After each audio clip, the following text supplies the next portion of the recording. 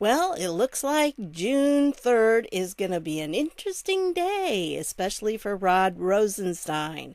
And I've got a few other things that I want to point out to you. So hang in there, folks. I'll be right back.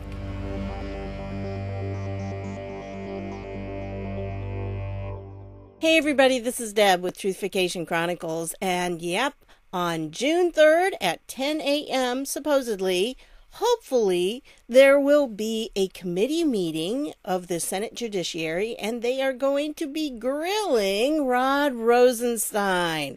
So I'm going to leave this page down below because if you click on this, you should be able to watch it when it comes back up. I mean, obviously it's not on right now when I'm recording this because I'm recording this the night before, but it'll come up and yep, that's who's going to be talking. And it's going to be interesting to see. This is day one, really, of the investigation. So this is the first of many that are going to be asked some very important questions. Now, what kind of questions would you ask Rod Rosenstein if you could? Well, John Solomon wrote this, and he has 10 most important questions for Rod. Now, I'm not sure all of these are the ones I would ask, but they are good questions. So, here's some background to it in case you don't know about the whole situation of who Rosenstein was. But by now, I think most of you know, and you understand that he signed the very last renewal of the Carter Page FISA. So there were questions. I remember when he was being questioned before, they asked him if he had read it, and he really avoided that question. So this is one of the questions down here when you get to it. There's a lot of background. And again, if you don't know all that background, there it is. But the 10 most important questions, according to John Solomon, are: did Rosenstein read the FISA warrant renewal he signed in summer 2017 against Page? Review any evidence supporting it, or ask the FBI any questions about the case before affixing his signature? He's been asked that before. Like I said, last time he avoided answering. I think he's probably going to do the same thing. You just watch on that one. I don't think he wants to admit that.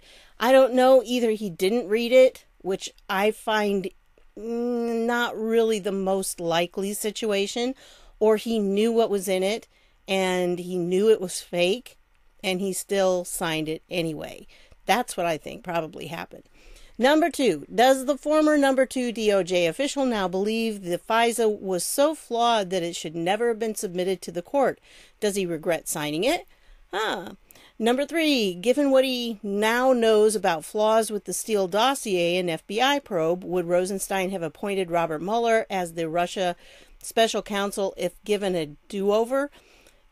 Again, this goes to, did Rosenstein know at the time that he signed the warrant that all of this stuff was so bogus, like the dossier and everything? Did he know at that time? I think he did. That's my personal opinion. I think he did, because I don't think that he's a stupid man. I think he's a very smart man, and I think that he signed it knowingly. He knew what he was doing. So I think so. That's my opinion. Going on, number 4, did Rosenstein engage in a conversation with FBI Deputy Director Andrew McCabe in 2017 about wearing a wire on President Trump as a part of a plot to remove the 45th president from office under the 25th Amendment? Well, we know that, right? We know he did. So I see no purpose in asking him that question because we already know it. But you can watch him ho-hum around because he's going to try to dance around it and say, oh no, it was just a joke. I was just joking. Yeah, I don't think he was on that one. Number 5, who drafted and provided the supporting materials that Rosenstein used to create the scope of investigation memos that guided Mueller's probe? I'd like to know the answer to that one. I think that one would be interesting to see how he responds. Again, this guy's not going to give us real answers. At least I don't think so. I think he's going to do his very best to dance around them and to do everything he can not to really respond, to do the political type of response where you say a lot of things but you never really answer the question. Number 6, does Rosenstein have any concerns about the conduct of fired FBI Director James Comey and Deputy Director Andrew McCabe as he looks back on their tenure and in light of the new evidence that has surfaced? Again, a lot of this supposes that Rod Rosenstein was not complicit. So, was he? I can't say for sure. I don't know any of us know for sure or not, but I think he was. That's my opinion that he was complicit. When did Rosenstein learn that the CIA had identified Page as one of its assets, ruling out he was a Russian spy, and that information in Steele's dossier used in the FISA warrant had been debunked or linked to Russian disinformation? Again, did he know this all along when he signed it, or did he find this out later? Don't know. Number 8, does Rosenstein believe the FISA court was intentionally misled, or can the glaring missteps be explained by bureaucratic bungling? Yeah, so in other words, were you incompetent, Rod, or were you part of this coup? That's really what that question's asking him, Were you part of this or not? Number 9, what culpability does Rosenstein assign to himself for the failures in the Russia case he supervised, and what other people does he blame? Oh, he'll blame everybody, anybody he can, but he's not going to take much responsibility himself, I don't think. Maybe some kind of backhanded type responsibility, but it's not going to be anything in particular. Number 10, does the former Deputy Attorney General believe anyone in the Russia case should face criminal charges? That's a good question. That is good, but we're going to see what happens on that. Most of what I think we're going to observe is we're going to see him try to avoid answering questions, and you can watch with his body language and just the manner that he uses when he responds to the questions. You'll be able to see how he's going to do that. Now, I am assuming that this is going to be an actual in-person type hearing, because the Senate has been having those. I watched one of the House hearings today. It is just so crazy. They're doing these, everybody's sitting at home doing them, and one of them, she started out, and the chairman, and she talked for, I think, 5, 6, 7 minutes, and there was no sound. So it was just like sitting here watching her try to talk without actually saying anything. But then again, she was Democrat, so maybe that's the best way to listen, right? Anyway, so yeah, there really wasn't anything of importance in it, because it was just, we hate Trump, and he did everything wrong with the coronavirus, so boo-hoo. It really was. But it was just one of those hearings. I mean, they had 2 Democrat governors, and then they had the governor of Arkansas, who's a Republican. And then they didn't even start to have him say anything at first. I mean, they were going to skip over him, didn't give him his opening statement. And the ranking member had to say, whoa, wait, you missed the guy. But it's just, when you watch them like that and they're sitting at home, it's really hard to take them seriously. To have it as such a momentous type thing, it just doesn't look like it. It looks so unprofessional. But they're too scared to come back and actually sit in meeting rooms where, the funny thing is, if you watch the Senate one, now I don't know about this one, but obviously I've seen, I saw the one with John Ratcliffe when they did his confirmation hearing. They've got plenty of space. These rooms are not small, and if they don't have a lot of spectators sitting there, they spread out, and it's no big deal. And it really wasn't. And especially the committee that met today, the House committee, it wasn't very many people. I don't think it was hardly, there were less than 10 people.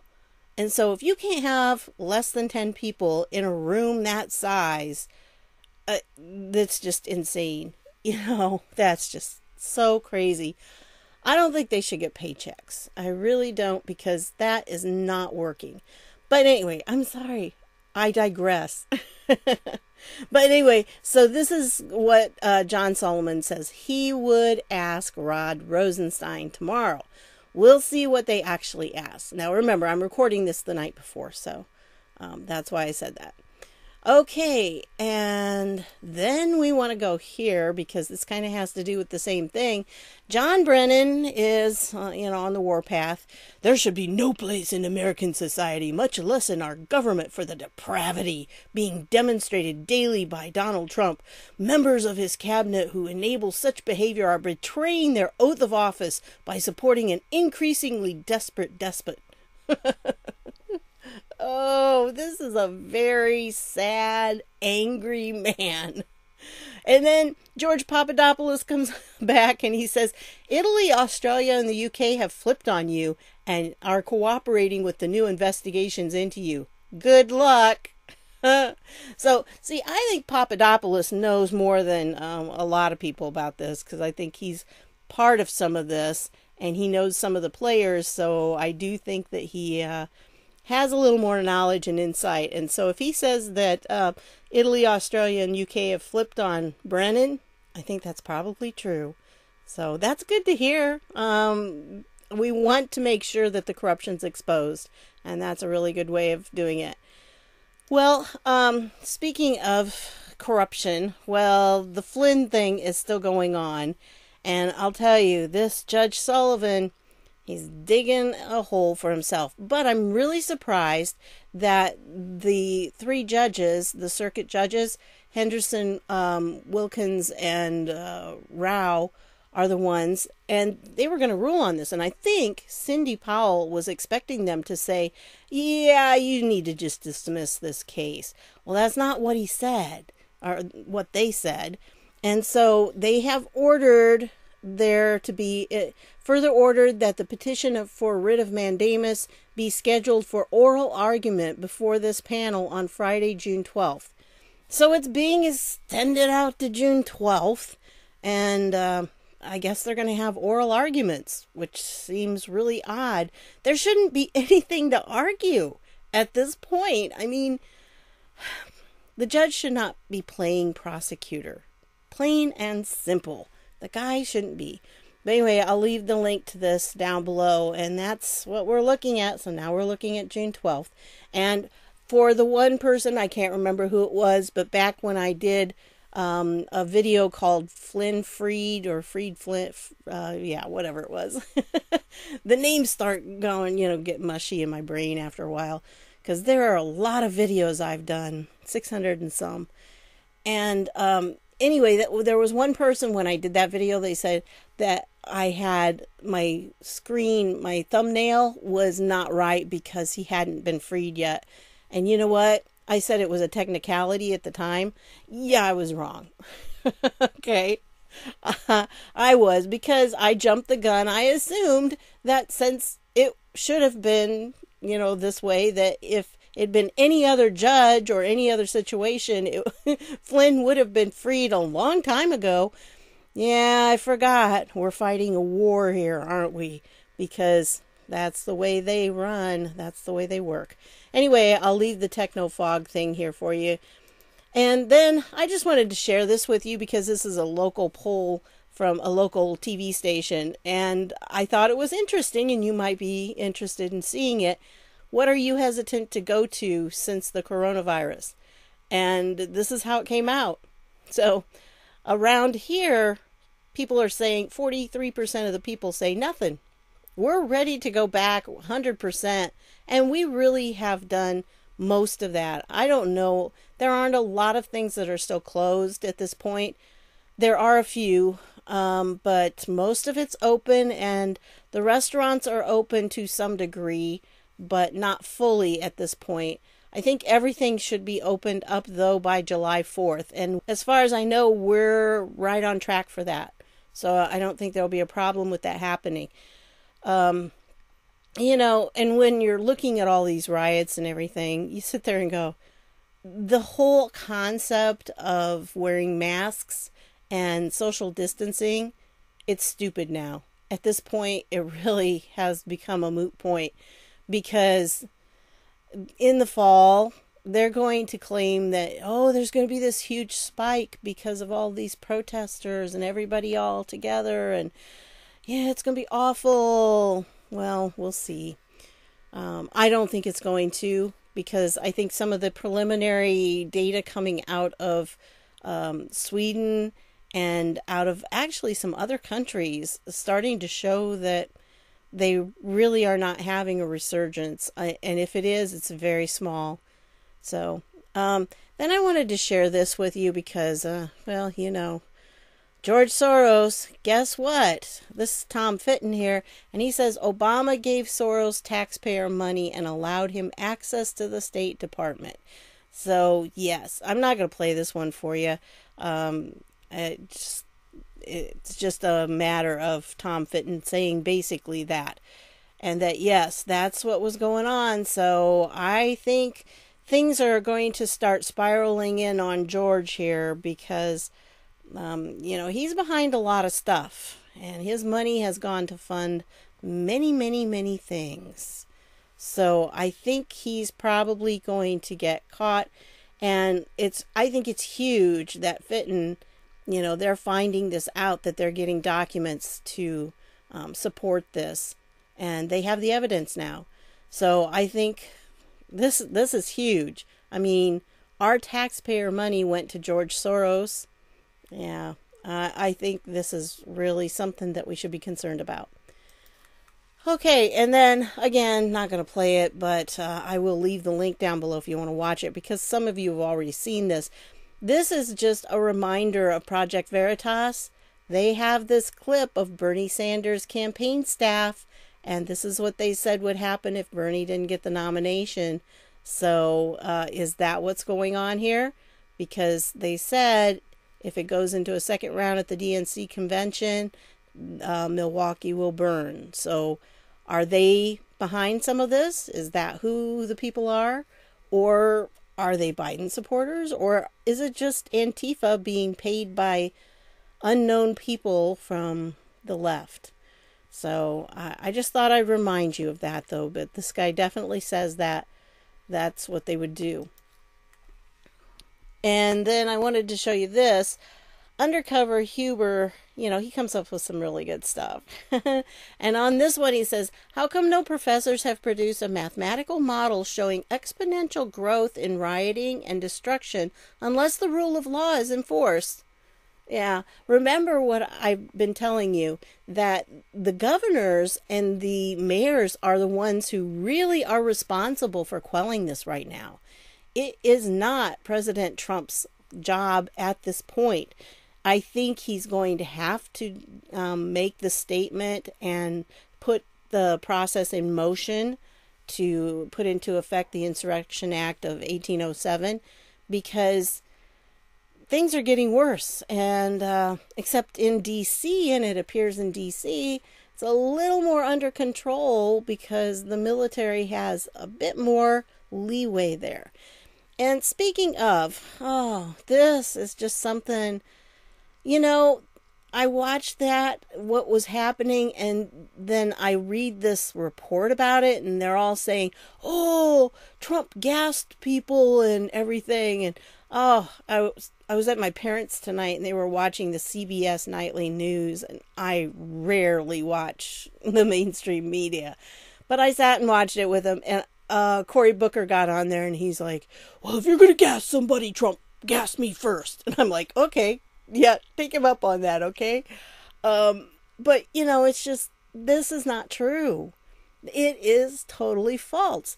And Molly Hemingway here sets it straight. You know, media falsely claimed violent riots were peaceful and that tear gas was used against rioters. And what I think is kind of interesting down here, you know, she talks about it, but then she says down here, facts were no barrier to their narrative. They spun a tale of violent, jackbooted cops running rampant through the streets over innocent, docile protesters using tear gas to clear the area. It turns out none of that was true. Every single major media outlet falsely reported that Park police were unprovoked when they used, quote, tear gas to clear the area.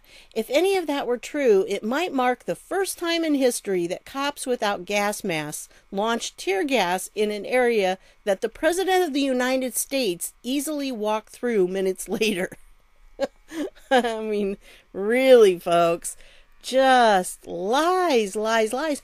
And I think one of the key thing here that she said is every single major media outlet reported this. Every one. Now, if they're not all in this together, that just kind of proves it right there. And then this is the last thing I want to share with you, but I think it's a very important thread that we need to be aware of. Undercover Huber, again, he has this thread, and I think he may have some validity here. It's something we need to be aware of. He says, just a heads up, but the, quote, tear gas and rubber bullets story is a trial run for a smear campaign about Trump ordering the Guard military to deliberately gun down, quote, protesters. It won't matter that the first example is likely to be an armed rioter attacking law enforcement. And he's got this whole thread, so it is a little bit here. Stick with me because it's good. Biden's campaign have sown a deliberate seed as well that it is possible simply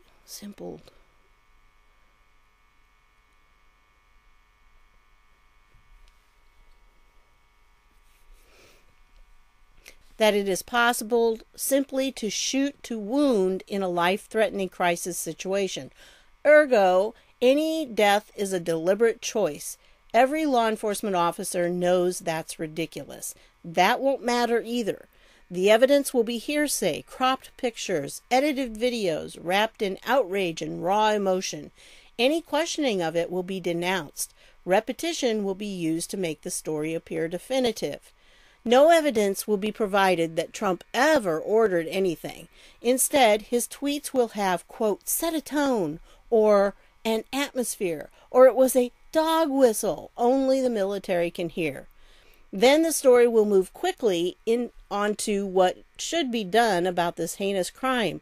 That's probably day 2 at the least. Then the media moves into chasing comments about the story, quotes of people outraged, signing petitions, all to reinforce it. Then squish Republicans will denounce what happened, even though nobody will know, and call for an investigation of something they've prejudged by denouncing. The media will say no investigation is needed. It's all on video, even if it's not on video. We demand action instead. This outrage campaign will go on for days and be used as gasoline fuel to justify even more homes and businesses being destroyed, lives being wrecked, innocent people assaulted and killed, and yes, the right to protest and assemble, unfortunately infringed as collateral damage. Eventually, the investigation will likely find the shooting either didn't even happen or was justified. This will be called a whitewash and will in fact prove systemic racism.